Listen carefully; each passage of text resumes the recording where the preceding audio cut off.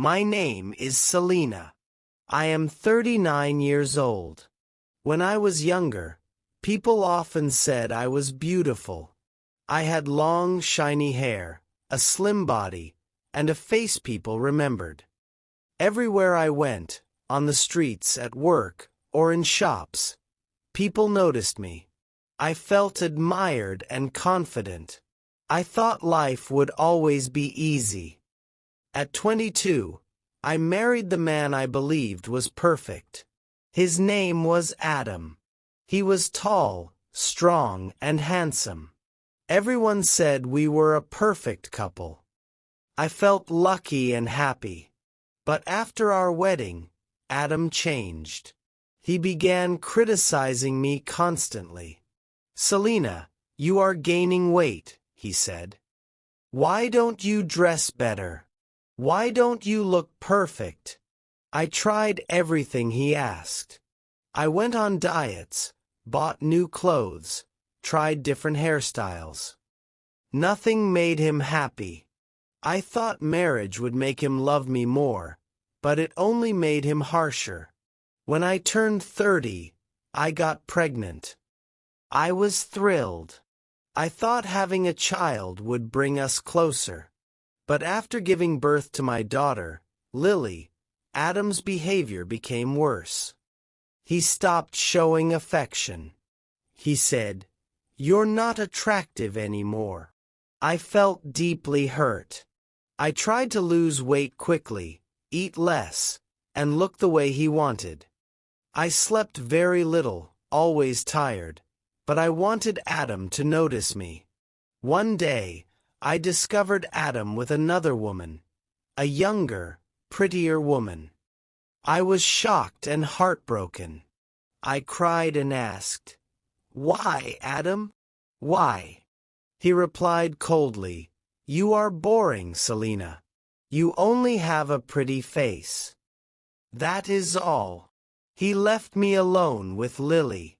My heart broke, and I fell into depression. 4 years, I lived for survival only. Work, home, and Lily. I stopped caring about my appearance. I had no time, no energy, no money. Lily became my only reason to keep going. Her laughter was my happiness, her smile my strength. Life felt heavy, but I had to be strong for her. When Lily was 5, she became very sick one night. I panicked and rushed to the hospital. A doctor checked her. He was in his 40s, calm and kind. He said, "She will be okay. Just a bad flu, but she needs rest." I started crying with relief. "You are a good mother," he said. "You came here in the middle of the night. You are tired, but your concern is only for your child." I thanked him, and he introduced himself. "Call me Daniel," he said. Lily got better, but 2 weeks later, she became sick again. I returned to the hospital, and Daniel smiled at me. "What happened this time?" he asked lightly. I said, "She ate too much ice cream." He laughed and said, "Ah, the dangerous ice cream disease." I smiled for the first time in years. It felt strange and comforting. I realized that Lily liked him, and maybe I liked him too. One day, Daniel asked me, "Selena, would you like to have coffee sometime?" Not at the hospital, just coffee.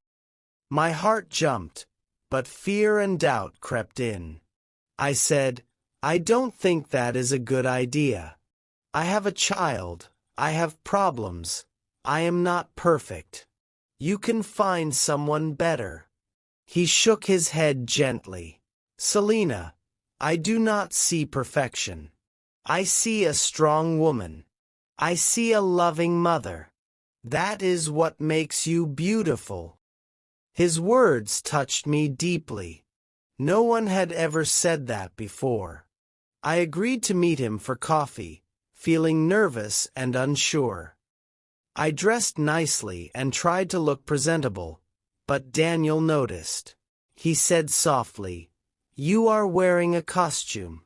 This is not the real you." The real you wears simple clothes and is beautiful because she is honest and kind. Tears filled my eyes. My ex-husband never appreciated my real self, but Daniel did. We talked for hours. I shared everything. My failed marriage, my fears, my insecurities. Daniel listened quietly, never judging. He shared his past too. He had been married once to a woman very beautiful, like a model, but he felt lonely. She cared about appearances, parties, and what others thought. She never cared about him. He wanted a real woman, someone genuine, someone who loved and laughed freely. We started dating slowly. Daniel met Lily many times, and they grew close. He never pressured me. He gave love and patience. Slowly, I began to trust myself again. I realized I deserved happiness.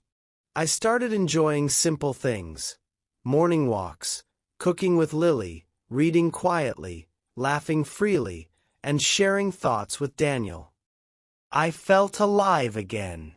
Over time, our bond grew stronger. Daniel admired the way I cared for Lily. He said, "Your love for her is pure. That is the most beautiful thing I have ever seen." I blushed, feeling seen for the first time in years. His words healed a part of me I thought was lost forever. One rainy evening, Daniel came to my house with an umbrella. Lily ran to him with excitement. I watched them and felt warmth in my heart. Daniel noticed my smile and said, "See, Selena? Happiness comes in small moments. Your life is beautiful because of love, not perfection." After 6 months, Daniel proposed. "Marry me," he said quietly. I said yes. Our wedding was small and simple. Only a few family members attended. My mother came and said, "Selena, you look happy." I smiled and replied, "I am happy." My mother looked concerned. "But Daniel is ordinary. Not rich, not handsome like Adam." I held her hand. "That is true, but Daniel sees me. Adam only saw my face. When my face changed, he left. Daniel sees my heart, and that never changes." My mother cried silently. "I wish I had taught you this when you were young," she said. 3 years have passed since that day. I am now 42. I have more wrinkles and gray hair. I am not the young woman I once was. But Daniel looks at me as if I am the most precious person in the world. Last night I asked him, "Do you ever wish I were prettier?" He smiled softly. "No, Selena. Beautiful women are everywhere.